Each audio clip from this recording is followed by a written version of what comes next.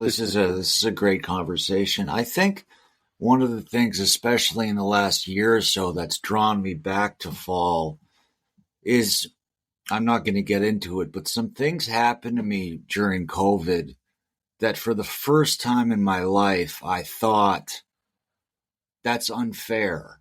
You know, like I'd never felt that kind of devastation and sadness and solitude before. And it made me listen. Noel is kills a girl in the book. How sympathetic can you be over him? But it is that age old question. And Hemingway wrote a short story about it called Summer People. You know, why do some guys get the girl and why do some guys not get the girl? Right. And it's always struck me, and I've been on both ends of the equation in a fair enough way, but it's always struck me as one of the unfairnesses of life. What do you think about that?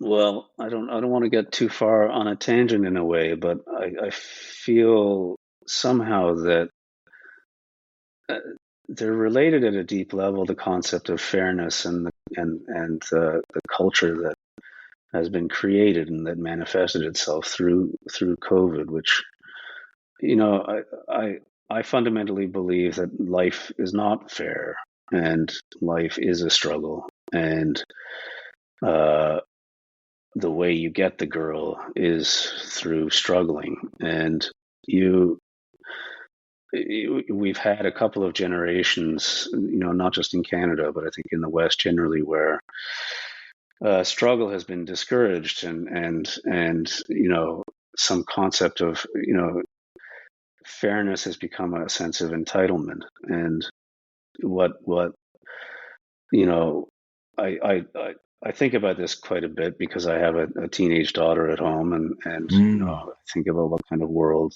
uh, I'm presenting to her, but also the world that she is handed by her classmates and her school, and just through the media she takes in. And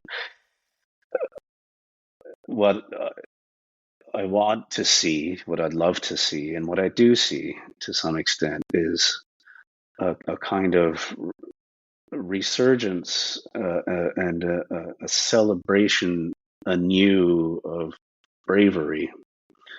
Because I think what we saw through the way the world responded to COVID was very craven and very mean.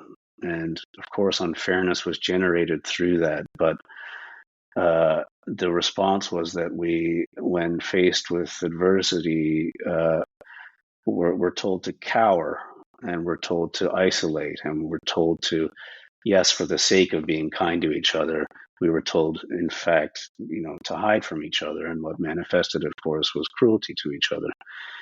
And, part of my, I think, sort of obsession these last few years has been, trying to encourage within myself and certainly within my small world the idea that we have to get up and struggle, and we have to meet people and love people and be together and not be on these fucking screens that you and I are connecting over now. It's uh, and then our concept of fairness changes, I think, when we know that we're all struggling.